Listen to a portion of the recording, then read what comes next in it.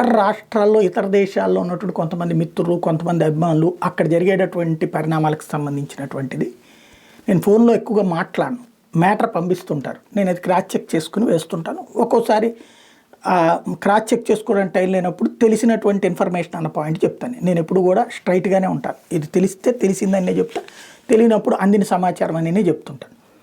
ఇది ఇప్పుడు ఎందుకు చెప్తున్నా అంటే కర్ణాటక నుంచి ఓ మిత్రుడు పొద్దున్నటువంటి పోస్ట్ చూశాక నాకు పంపించిన మెసేజ్ చూశాక నేను ఒక వీడియో చేశాను. ఏమని, బంగారం వెనకాల ఎవరో రాజకీయ నాయకుడు ఉన్నాడు దీని వెనకాల అన్నట్టు.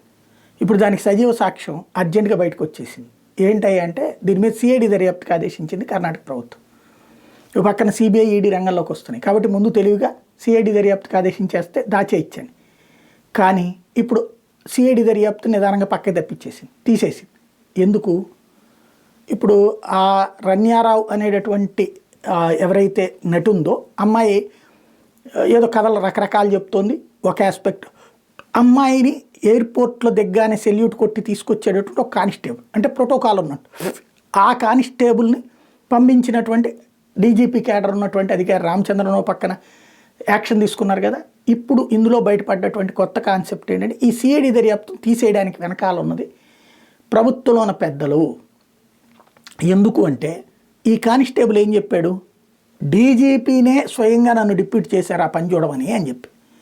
ఇదే ముక్క రేపు సిబిఐ ఈడీ ముందు చెప్తే డీజీపీ చేశాడంటే డీజీపీకి సంథింగ్ ఎవరో ప్రభుత్వం వైపు నుంచి ఉంటారు. అంటే కేరళలో కూడా ఇంతే కదా, ముఖ్యమంత్రి కార్యాలయానికే బంగారం వచ్చేది, దాన్ని అమ్మారు.